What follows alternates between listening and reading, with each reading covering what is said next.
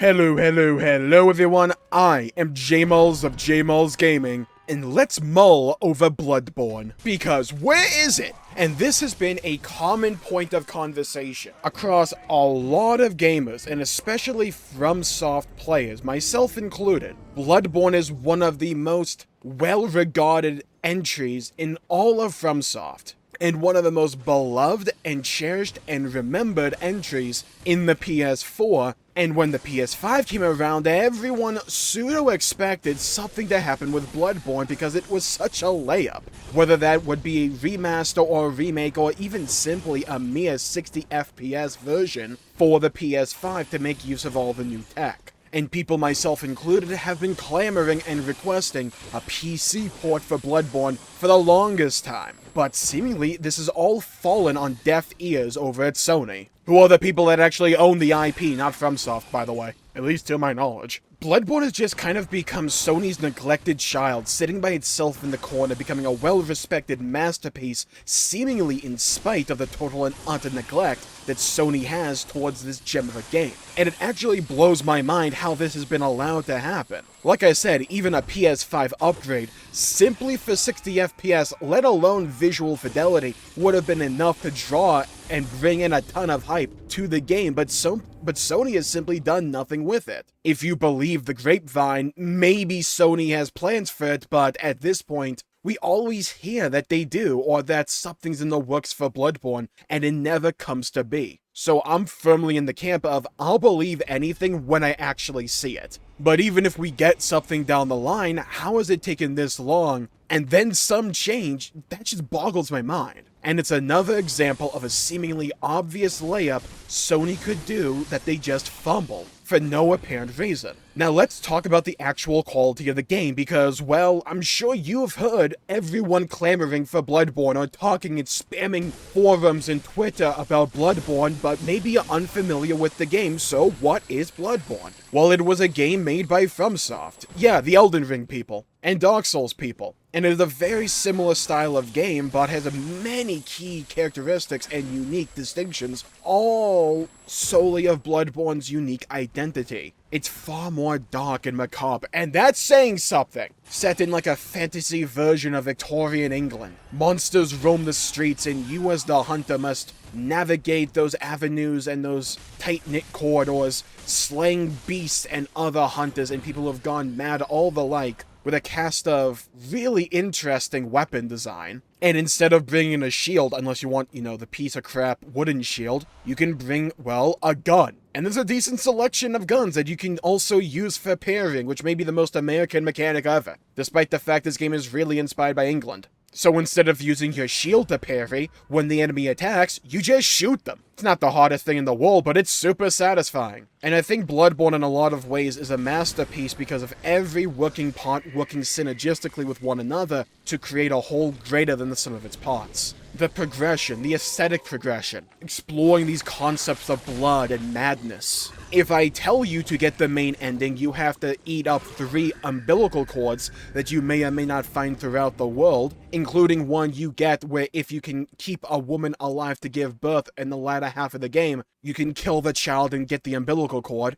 to get the true ending. If I tell you this, Bloodborne sounds weird, because it is, but it relishes in that fact. Because the world is messed up, but it's so interesting because of that. And it has this striking horror atmosphere throughout the entirety of the game that just permeates from every pore and orifice of this game. And when you combine that with the beautiful atmosphere, the aesthetics of the gothic landscape before you of Yharnam, one of the most memorable and striking locations in all of gaming in my opinion, with the horror elements, and really satisfying and visceral, fast-paced combat to where every hit feels meaty and weighty because of the actual animations of the game, the mechanics of the game, and all the blood you can let. Hitting every mob just simply feels satisfying, and it's largely because of its simplicity. Blood going everywhere, enemies staggering slightly, the sound design, your clothes becoming progressively more caked in blood and viscera. It's awesome. The game doesn't rely on jump scares. It relies on creating this just uncomfortable atmosphere that draws you in and is so interesting and intriguing by itself, you can't avert your eyes. You need to find out more. And the places that this game goes to down the line, the orchestral choir soundtrack fits perfectly. Like I said before, all these individual components are great by themselves, but what makes them so memorable and everlasting is how they work synergistically with one another and complement one another to uplift the entire experience. If I have any major critique about Bloodborne, it maybe would be the boss design, and even then, it's more hit and miss and streaky more than anything. Where you can go through a part of the game where you fight the bosses like Witch of Hemwick, Shadow of Yharnam, Rom the Vacuous Spider. Not a great series of bosses. I think Shadow of Yharnam is borderline a good boss, but in totality there, for a decent stretch of the game,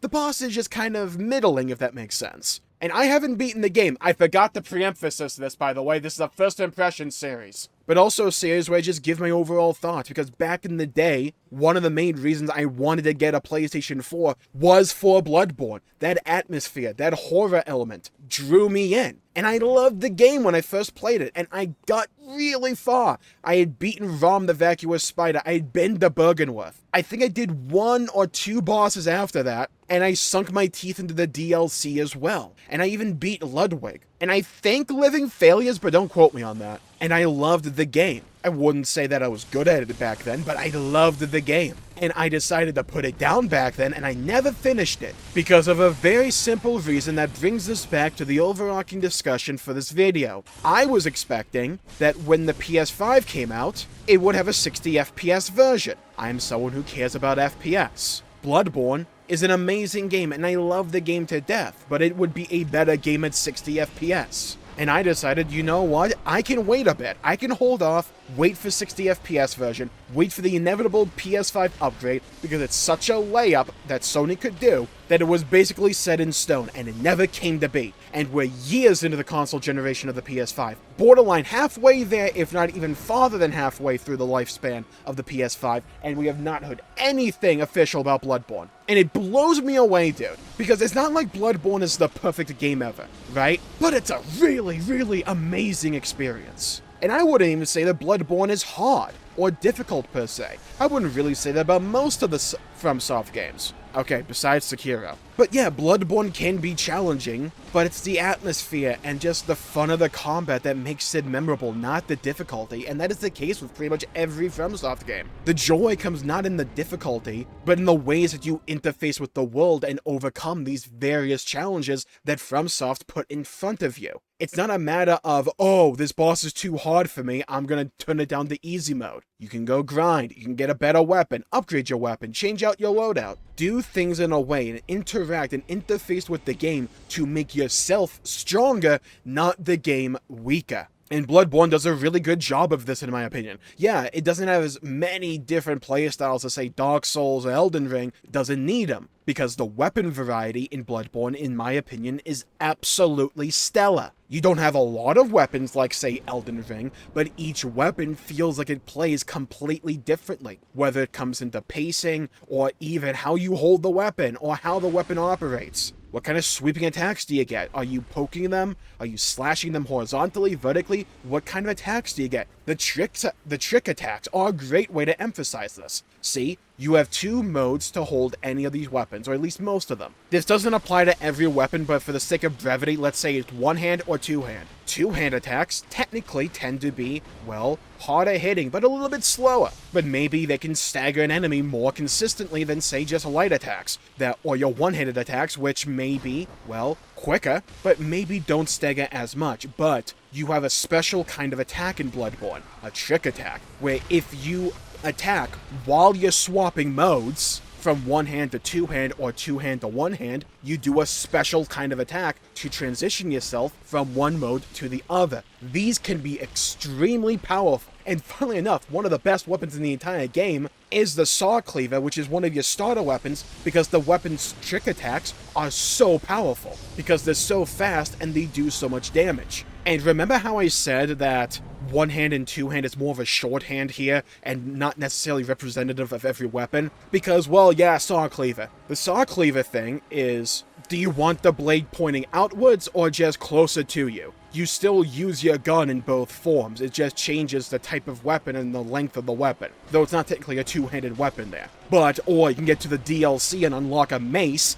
that has one mode where it's a mace and you just beat things over the head with a giant hammer, that's kinda cool. But, what you could also do is put that mace in a giant automatic saw blade in a circular pattern and just tear through everything. And it's awesome! You can get a giant bonk hammer, a sword that you can put into another sword to make it even bigger, which is just cool. You get blunderbusters or regular pistols for parrying, or flamethrowers, or giant hand cannons. It doesn't need a lot of weapons, because the weapons that the game has on offer play so differently to one another and give you different playstyles that they feel special and they feel memorable. And they give you different playstyles in the confines of Bloodborne's overarching playstyle that feel fun and interesting. It feels cool to experiment with different weapons and different archetypes of weapons just to see how they tick. And because everything in this game looks cool, from the giant beasts and monsters that you slay, to the moon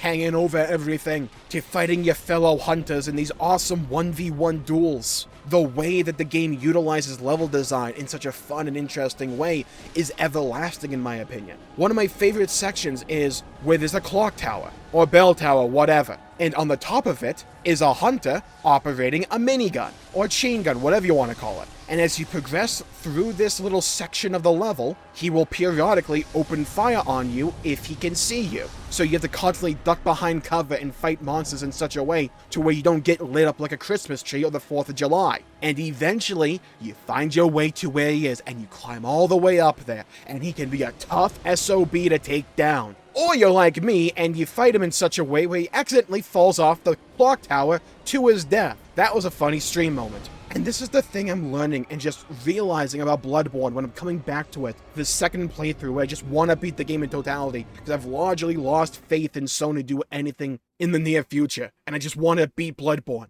Bloodborne's not about how much it can scare you or how hard the game can be. Because honestly, it's not that hard of a game if you're used to FromSoft style combat. It's the atmosphere, it's how fun the weapons are, how cool the world is, how immersive the sound design and music are, and how much of a spectacle that all of these bosses largely are. Rom the Vacuous Spider is a garbage boss in its mechanical design, in my opinion. It's a giant spider that summons smaller spiders that you have to either kill or avoid to get to Rom and beat him. And he may summon a spell every 30 seconds or whatever, or roll around a little bit. Really not one-dimensional, just kind of simplistic and easy fight in a lot of ways, despite the fact he may have been the hardest fight I had in Bloodborne yet in the second playthrough, and just in terms of wipe count. But why do I have so many fond memories now of Rom the Vacuous Spider? Because of where you fight him. Because of the cutscene that plays right after you fight him. Because of how the game changes. It's so good. And that is one of Bloodborne's strengths, where it can take one of its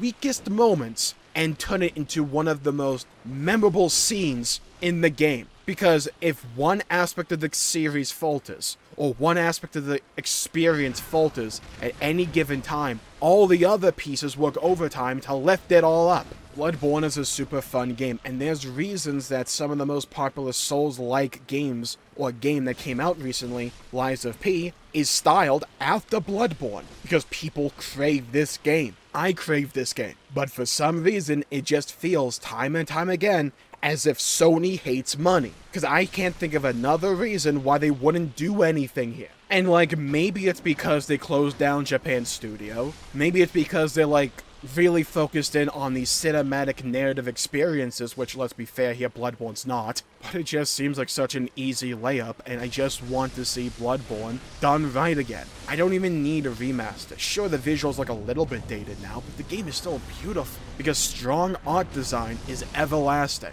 in the video game medium. Bloodborne is a special game in my opinion. And here's the thing, I haven't even beaten the bosses in the DLC yet, which is the part of the game that people say is even better, is the best. I've beaten Ludwig in the past, and he's a great fight. I haven't even gotten to the ending. I'm part of the way through Bloodborne, and everything I've said throughout this video is so readily apparent, and I haven't even gotten to arguably the best parts of the game yet. Or at least the parts that I find the most interesting, because I love the eldritch cosmic horror stuff. I love how Bloodborne embraces its horror elements and identity and DNA. I love how fast-paced the combat is. I love the monster design, just the aesthetics overall. It's engrossing and captivating. And it's a shame that this game is locked and languished away on the PS4 at a measly 30 FPS. I would love to see a PC port, let alone just a PS5 update for 60 FPS minimum. And with seemingly every other PS4 exclusives coming to PC, just do it with Bloodborne, and I'd be happy. I would have nothing left to say. The ball, as it always has been,